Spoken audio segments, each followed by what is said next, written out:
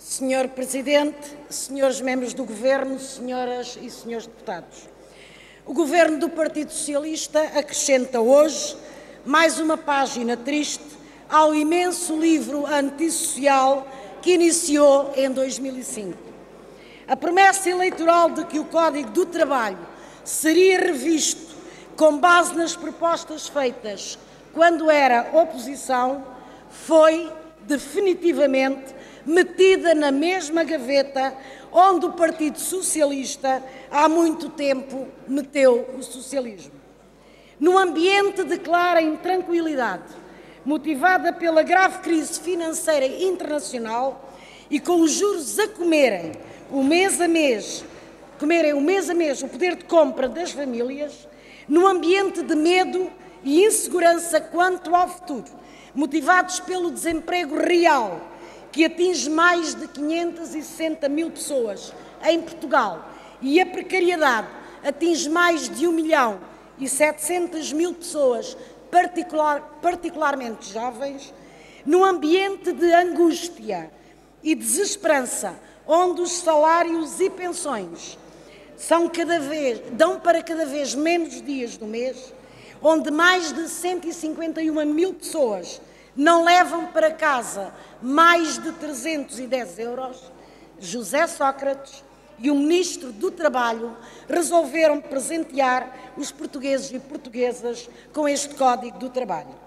A proposta que o Governo aqui nos apresenta hoje tem a marca do maior desequilíbrio da relação de forças entre o capital e o trabalho, colocando-se claramente ao lado dos mais fortes. A certificação desta afirmação não é feita sequer pelo Bloco de Esquerda. É o próprio Presidente da CIP que o faz, quando, em entrevista ao Jornal de Negócios, 16 de julho de 2008, afirma que Vieira da Silva fez melhor que um governo de direita. Senhor Presidente, senhores membros do Governo, senhoras e senhores deputados, hoje, Senhor Ministro, tem a obrigação de explicar claramente o conteúdo concreto de flexibilidade, adaptabilidade, mobilidade e simplificação de procedimentos, porque foi essa a linguagem com que apareceu em substituição dos conhecidos e importantes valores da igualdade, solidariedade e liberdade.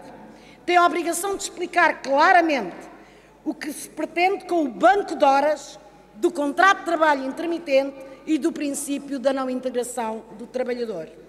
Demonstre, se for capaz, que o seu código é melhor que o de Bagão Félix, que representa um avanço na democracia laboral e social, que responde aos principais problemas do desemprego, da precariedade e da conciliação da vida particular e familiar. É que, percorrendo toda a proposta e fazendo paralelismo com o Código Bagão Félix, terei que lhe repetir, nas exatas palavras da declaração de voto de vários ilustres deputados do Partido Socialista, o que essa declaração continha, e cito: a proposta de Código Bagão parte do sofisma da igualdade das partes, que se opõe à evolução registada pelo direito do trabalho dentro e fora de Portugal. Adota soluções normativas de fundo que desequilibram ainda mais as relações de trabalho a favor do empregador e em detrimento da posição dos trabalhadores. Inclui normas que põem em causa níveis mínimos de segurança e estabilidade no emprego, nomeadamente na contratação a termo, despedimentos e oposição à não reintegração de trabalhadores. Centra o essencial da disciplina jurídico-laboral nas relações individuais de trabalho, em detrimento da promoção da autonomia contratual coletiva das associações sindicais e patronais e com desrespeito pelos princípios da liberdade sindical. Fim de citação. Demonstre, por isso, Sr. Ministro, se for capaz, que um horário concentrado de 12 horas diárias ou 60 horas semanais permite a conciliação da vida profissional com a vida familiar e particular. As 8 horas de trabalho, principal conquista do século passado, são assim substituídas pelo trabalho de sol a sol. Tudo isto gerido no já conhecido banco de horas, onde todas as horas são pagas da mesma maneira, seja ela a primeira hora de trabalho ou a 12ª hora. Significa isto que o esforço acrescido do trabalhador não lhe é pago, indo diretamente para o bolso do patrão toda a riqueza produzida. Dirá o Sr. Ministro que isto faz parte da adaptabilidade, que pode ser individual ou grupal e que tem a ver com o acordo entre patrão e trabalhador ou até com a maioria dos trabalhadores. A pergunta é muito simples. Que capacidade é essa que as centenas de milhares de trabalhadores das empresas de trabalho temporário têm, que até elas próprias desconhecem?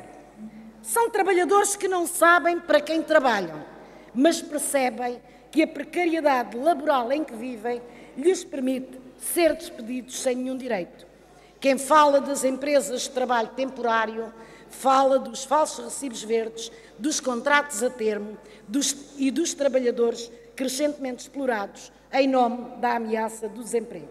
Demonstre, se for capaz, que o combate aos falsos recibos verdes se faz permitindo que as empresas sofram uma pequena penalização, 5% para a Segurança Social, quando para outro qualquer tipo de contrato o desconto é 23,75%. Isto não é legalizar a ilegalidade, Sr. Ministro. Demonstre que o alargamento do período experimental, inédito na Europa, não é mais do que havia para o patronato poder despedir a seu bel prazer, sem quaisquer encargos e direito à indenização.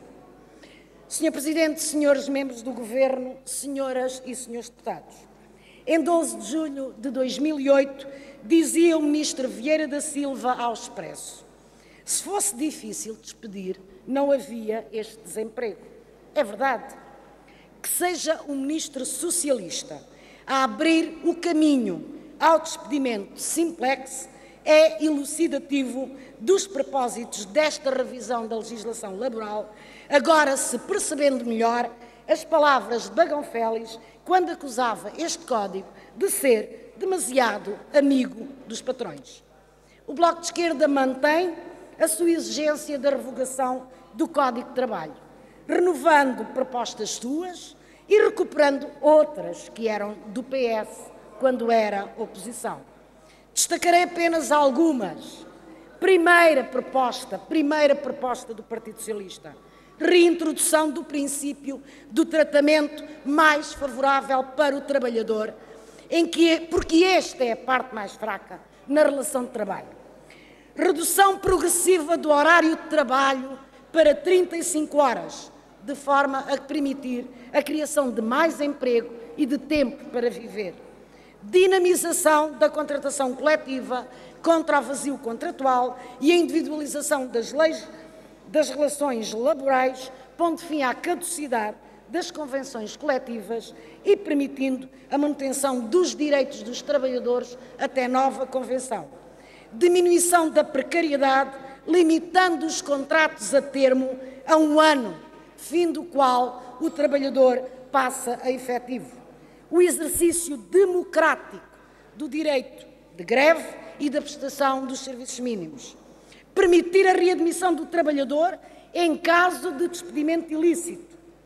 Democracia nas empresas, não limitando o exercício da atividade dos sindicatos e das comissões de trabalhadores. Reforço de medidas contra a discriminação das mulheres no trabalho, com promoção de políticas de igualdade entre mulheres e homens. Reforço ainda das políticas de apoio à maternidade e paternidade. Antecipação da idade de reforma para os trabalhadores noturnos e turnos. O Primeiro-Ministro regressou de férias para apresentar o exemplo de trabalho qualificado. Um gigantesco call center em Santo Tirso. Para um governo que começou a prometer um choque tecnológico e muita formação profissional, os horizontes parecem ter mirrado bastante, ficando-se agora pela imitação do modelo laboral em vigor em Bombaim ou em Xangai. Mas a resposta social e laboral vai ser dada. É no terreno da luta que teremos que enfrentar o Código Vieira da Silva. E é nesse terreno que este Código irá ser derrotado. Disse.